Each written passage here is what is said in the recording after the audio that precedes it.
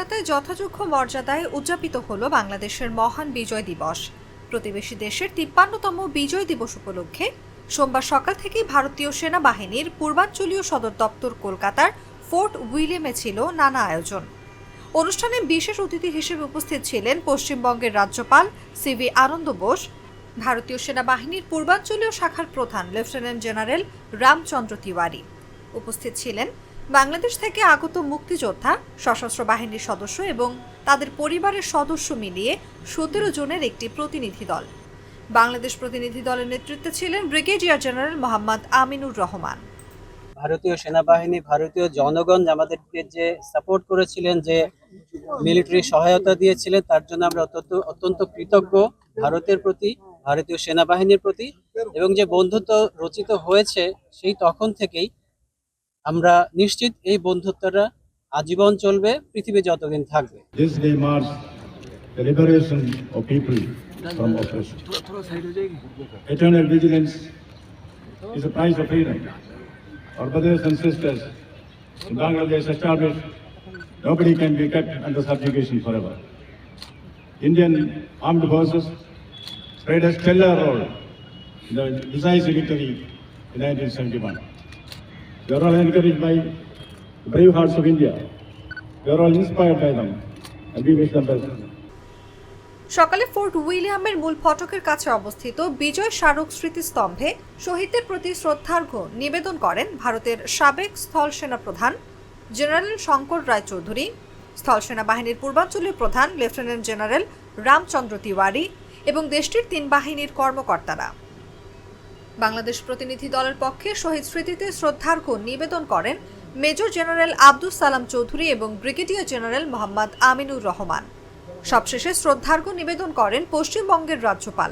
এরপর একটি ফটো সেশনে অংশ নেন ২ দেশের প্রতিনিধিরা। এরপর সেনাবাহিনীর মাঠে আয়োজিত ৭১-এর মুক্তিযুদ্ধ সম্পর্কিত একটি প্রদর্শনী ঘুরে দেখে বাংলাদেশের প্রতিনিধি দল। সেদিনকার স্মৃতি বিজড়িত দৃশ্য দেখে অনেকেই আবেগতাড়িত হয়ে পড়েন। বাংলাদেশে অনেকগুলো সমস্যা হয়েছে, তারপরে আমরা বন্ধুত্ব রেখেছি। ভারতের অনেক সমস্যা হয়েছে, অনেক পাটবদল হয়েছে, রাজনীতি আমরা একই রকম আছি। এখন দেখুন আমরা বাংলাদেশ থেকে এসেছি, আমি আগেও পূর্বে এসেছিলাম, আজকে দেখছি বন্ধুত্ব একই রকম মনে হচ্ছে। ইতিহাস কিন্তু ১ বছর ২ বছর হয় না, ইতিহাস হাজার বছরে হয়। আমাদের ৫৩ বছর ইতিহাস, গৌরবোজ্জ্বল ইতিহাস। ইতিহাসের মধ্যে অনেকগুলো সাকসেস আছে। ২ দেশের মধ্যে সম্পর্ক হয় মানুষের ভালোবাসার মধ্যে, হৃদয় দিয়ে, সরকার দিয়ে সবকিছু হয় না। কমন পিপলকে আপনারা সাহায্য করেছেন, ভারতীয় সেনাবাহিনী, ভারতীয় জনগণ।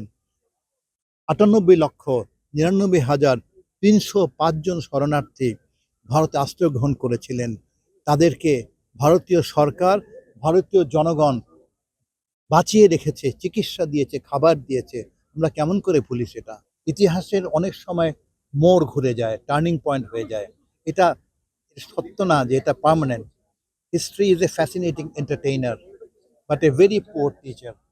History doesn't teach us from history. Because ইতিহাস শিক্ষা দেয় না, মানুষ শিক্ষা দেয়।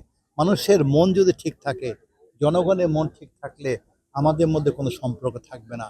আপনারা বন্ধু প্রতিম দেশ। You can change your families, but you cannot change your neighbours. আপনি আপনার ওয়াইফকে ছেড়ে যেতে পারেন, কিন্তু নেইবারকে চালাতে পারবেন না। এটা একটা পার্মানেন্ট ফ্যাক্ট আর কি। বিশ্বের বহু দেশের, পাশাপাশি দেশের সম্পর্ক খারাপ হয়ে যায় বা ভালো হয়ে যায়। আর আমরা তো দুটো দেশের সমস্যা, আমাদের সবচেয়ে বড় শত্রু আমাদের দারিদ্র। সেই দারিদ্র যদি আমরা একত্রে দূর করতে পারি। আরেকটা ব্যাপার আছে, আমাদের মধ্যে যদি ভালোবাসা সম্পর্ক ভালো না থাকে, ২ দেশ ক্ষতিগ্রস্ত হয়।